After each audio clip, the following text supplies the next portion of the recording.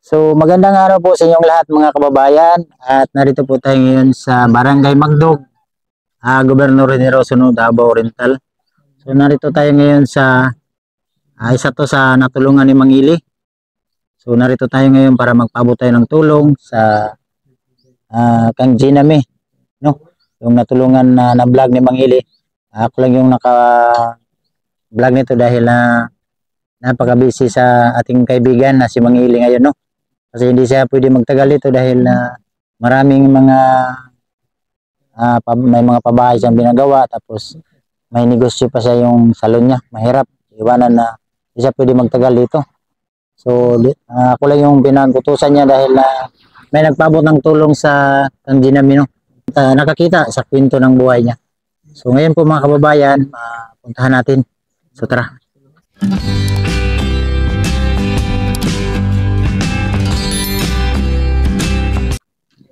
Ayo. Ay. Ayan si Giname. Pasok mi. Sulod bilang ha. Nana kay kuan lagi dre, bangko. Sige. Utang na ko si mong kuan. Excuse. Pasok tayo po mga kababayan. Ako naman yung papasok ngayon. Dati si Mangili pumasok dito. Ngayon ako na naman. Sulod mi. Giname yan. Mga kababayan, kausap na natin ngayon si Giname. So, siya po yung na-vlog ni Mangili. Kwento po ng buhay niya. Napakasakit sa ating mga kababayan talaga na maraming nasaktan sa kwento ng buhay niya dahil biruin mo yung mismo papa mo, anakan ka. So, napakasakit ng kwento ng buhay niya. So, kahit ganun pa man ay mayroon pa rin nagmamahal sa kanya, no? Isa na sa ating mga kababayan na nakikita, ating mga sponsor na tumulong sa kanya. So salamat sa mga taong tumulong sa kanya, no? Lalo na sa ating napakabait na kaibigan na si Mangili. Personal talaga niya pinuntahan to, na-vlog niya, no? So, na-vlog ko na to po mga kababayan dati na siyempre ako po ay walang kakayanan na magkuhan sa kanila. Permente yung tulong ko sa kanila dahil maliit lang po yung channel ko, no? So, salamat tayo Kang Mangili at na-vlog niya to. At may tumulong talaga sa kanya, no? So, ito na yung binigay ni Mangili dati sa kanya. Itong binili niya. Tama ba ko? Plywood. So, kumusta ka? Giname, kumusta? So, kumusta yung asawa mo? Nakabalik na? Wala pa. So, kayong pa rin dito. Siguro ngayong buwan mo may Sabado siguro. Sabado. At si mama mo hindi pa nakabalik dito. Pagsarap siya galing dito. Buti, pero yung papa mo nahatulan na talaga, no? So, ano yung pakiramdam mo nahatulan na yung papa mo? Kalipay ko kay anang feeling na ko nga murag nakalimkawas na ko sa iyang mga kamot. Dati mura akong piniriso nga nara sa balay permi. Karon ka lang murag nakagawas na ko. Mura ka ganang malaya na. So, laban sa buhay Giname, ha. Basta importante huwag kalimutan mag permanente. Basta pagsulay lang sa Ginoo mo. Basta importante imong manak nasin mo, ha. Karon ano mong balay? Pag ulan ba dili ba mo makapandre babasa? Sa libo? Okay. Na problema pag kuya ka natagakan siya nabustot ang tulo kasin kaya tagakan og sanga sa kahoy. Maron. Tan ba natin parang tamaan na yung bahay ni Giname. Ano na kahoy? Aray. Ano? Nag-isip siya dito. Ay, tama, no? Ito. Kaya pala nabutas. Napadre Lah. Hulog ang kahoy din sa nga. Apil po na siya dili gising, butangan na akong kuan kay pandi mo basa nga buhay. Tama, no? Nabutas. Wala.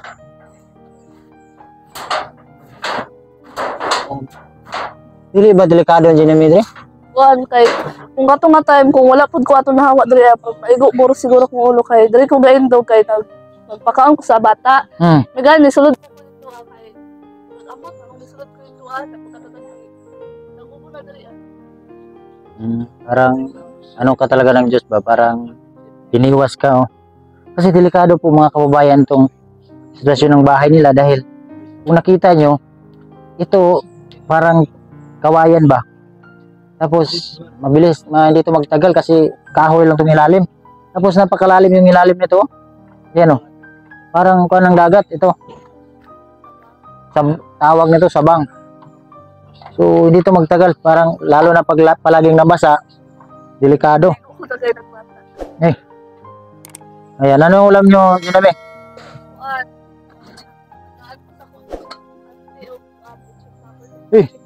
Napawa na. Joke lang po. Mayo. So, balik tayo doon sa loob. So, delikado pala yung bahay niya dahil may kahoy sa taas. Nahulugan ng tawag ito, kahoy. Siguro kung wala ko niya ako, patay na siguro kada ulo kita ko tumayo. Ano ba? Delikado si. Pasok tayo dyan namin. So, kawawa yung bahay niya ba? Ay. Delikado.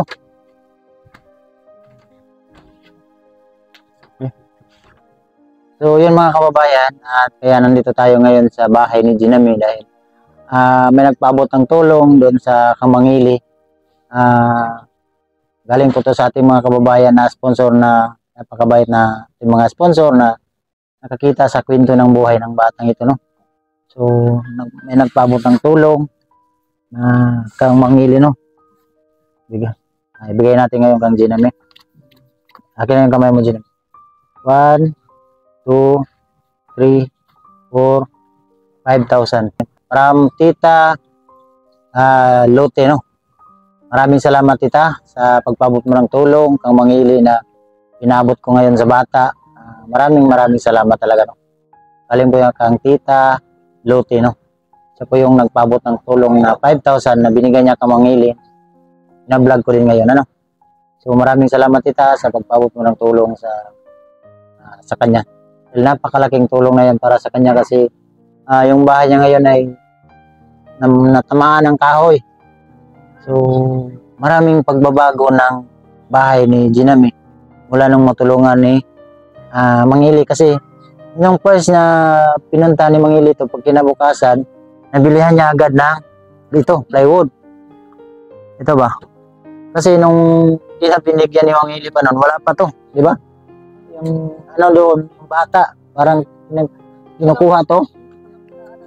Ngayon din na. So maraming salamat at salamat sa yung pera ginamit mo sa maayos. So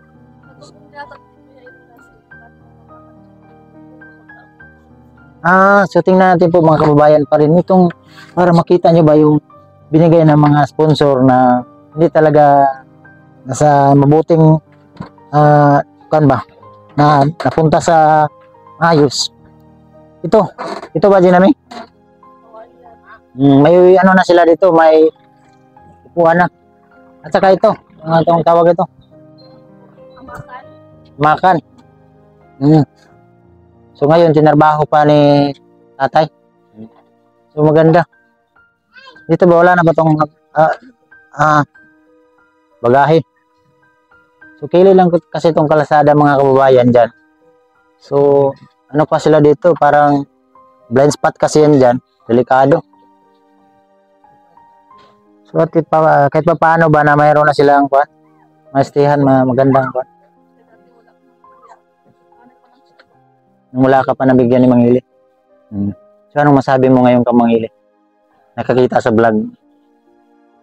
Yeah, salamat kayo sa inyo at sa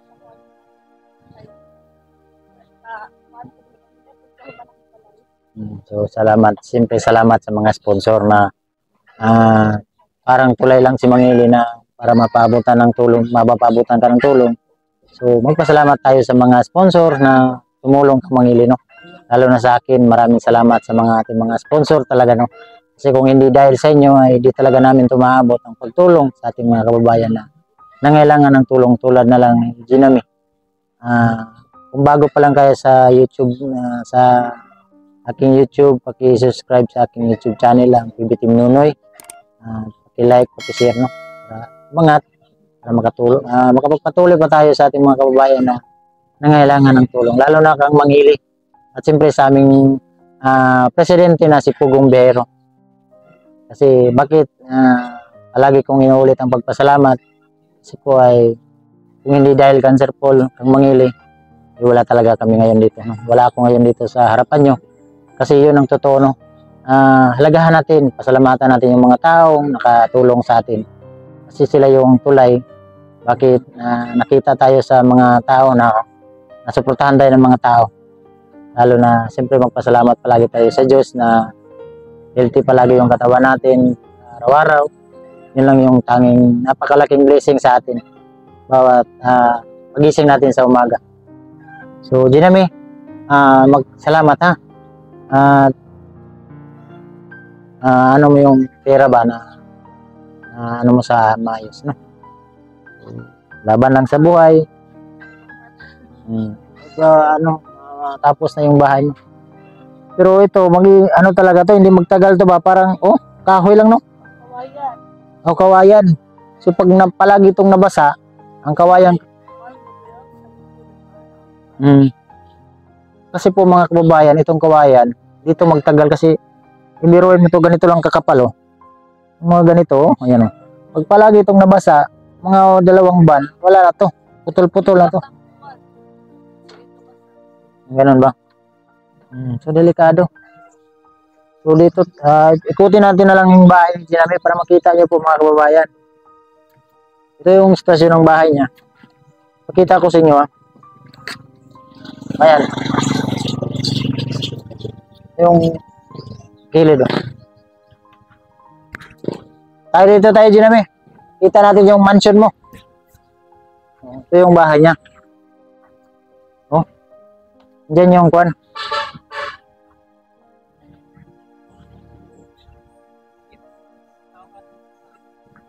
Oh, parang napakalaking sabang. Yung kusina niya. Natamaan ng kahoy. Yung kahoy sa taas, oh. Sa taas, oh. Di ba?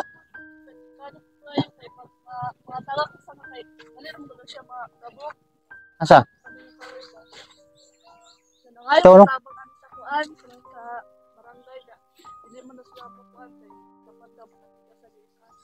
Bawal kasi sa dinar putulin yung mga kahoy.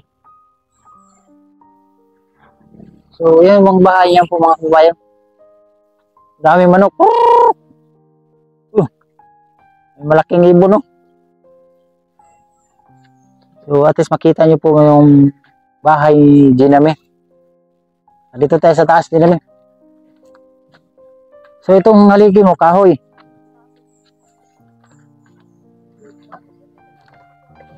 Ha? Kaya delikado nga yung kahoy. Napakalaki po mga kabayan yung kahoy. Kita nyo yung kahoy sa taas. Yung puno nyo. Yan. Yung delikado. So sige Ginami. Balik tayo sa taas. Ayan, nakita nyo po mga kabayan yung bahay niya. Yung anak mo ngayon wala.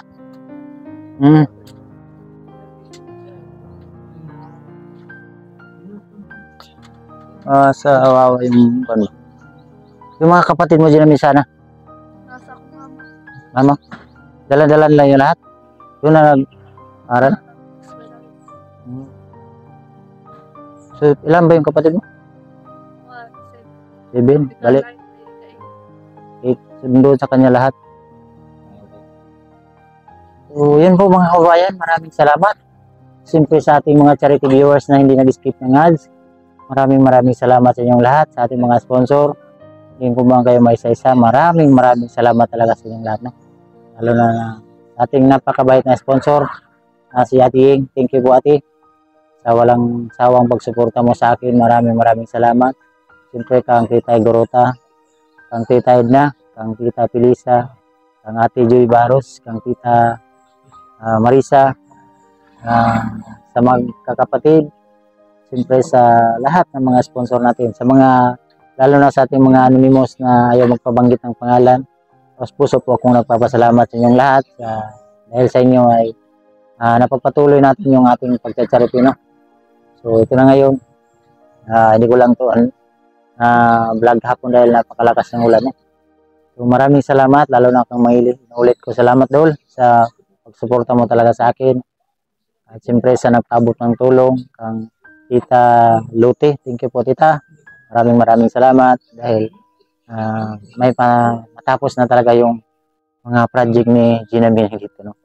So maraming salamat po mga kababayan at God bless yung lahat. Bye bye po. Bye bye Gina.